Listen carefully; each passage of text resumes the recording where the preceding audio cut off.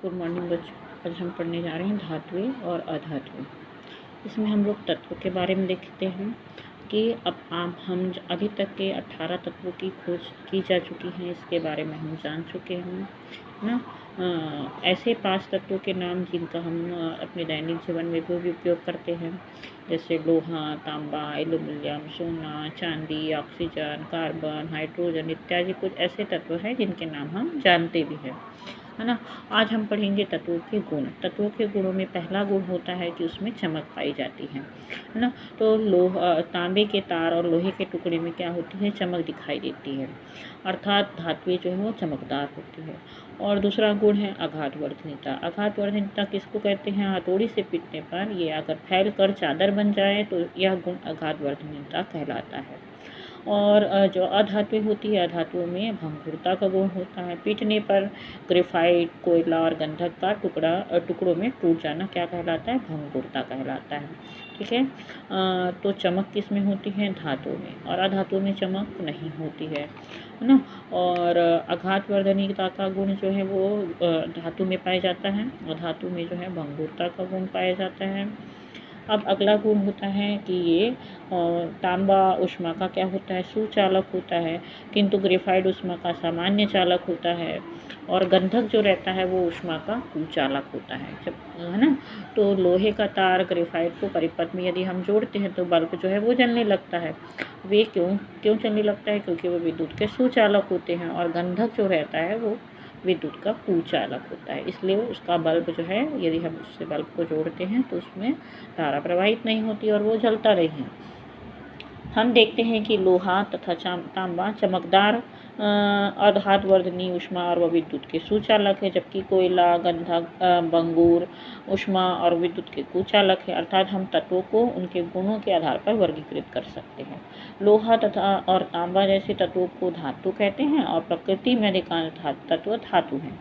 उदाहरण के धातुओं के अन्य उदाहरण में है, जैसे सोना, चांदी, एल्यूमिनियम, टीन, लेड, जिंक इत्यादि, ये सब धातुओं के उदाहरण। इसके विपरीत कार्बन और गंधक जैसे अधातुओं को हम क्या कहते हैं, अधातु कहते हैं। प्रकृति में इनकी संख्या बहुत कम है। अधातुओं के अन्य उदाहरण है, जैसे chlorine, bromine, oxygen, helium, iodine, ये सब क्या है, ये अधातुएं हैं। ग्रेफाइट भी अधातु है, किंतु इनमें विद्युत चालकता पाई जाती है। फिर है अगला गुण है, क्या सभी धातुएं अधातुएं ठोस होती हैं ना। तो क्या आप सभी ऐसे धातुओं के बारे में जानते हैं जो सामान्य ताप पर ठोस अवस्था के अतिरिक्त किसी और अवस्था में पाई जाती है। तो पारा एक ऐसी धातु है जो द्रव अवस्था में पाई जाती है, लेकिन कोई भी धातु गैसीय अवस्था में नहीं पाई जाती है। अधातुएं प्रायः गैसीय अवस्था में पाई जाती है। 5 अधातुएं ठोस अवस्था, कार्बन, फास्फोरस, गंधक, सिलेनियम और आयोडीन, और एक द्रव अवस्था में होती है, कौन है वो, ब्रोमीन। ये अधातुओं के बारे में देखें हम लोग। फिर अगला हमारा क्या टॉपिक की, क्या सभी धातुएं और अधातुएं कठोर होती है। तो धातुएं प्रायः कठोर होती है, इन्हें काटना अत्यंत कठिन होता है। कठोरता के इस गुण के कारण ये हमारे लिए बहुत ही उपयोगी है। लोहा बहुत कठोर धातु है, इसलिए इसका उपयोग हम मकान बनाने में, रेल लाइन बनाने में, वाहन बनाने में इसका उपयोग करते हैं। दूसरी ओर सोडियम और पोटेशियम धातुएं नरम होती है, इन्हें चाकू से आसानी से काटा जा सकता है।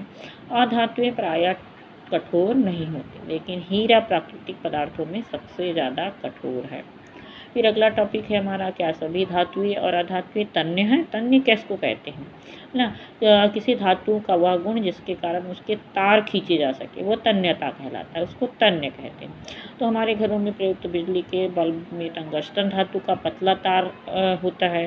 अधातुओं में तन्यता का गुण नहीं होता है। हम अधातुओं के तार नहीं प्राप्त कर सकते, किंतु आधुनिक तकनीक का उपयोग कर कार्बन के भी हम तंतु बना सकते हैं। फिर है ध्वनिकता।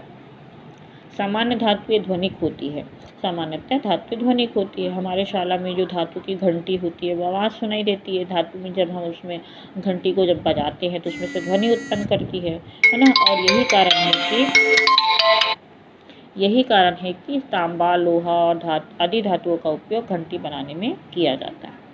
ठीक। फिर उसका गलनांक देखते हैं।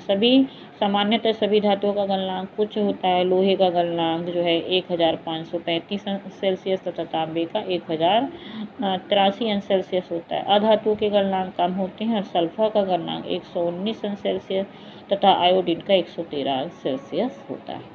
तो ये था धातु और अधातुओं के भौतिक गुणों के बारे में। अगले वीडियो में हम देखेंगे धातु और अधातुओं के रासायनिक गुणों के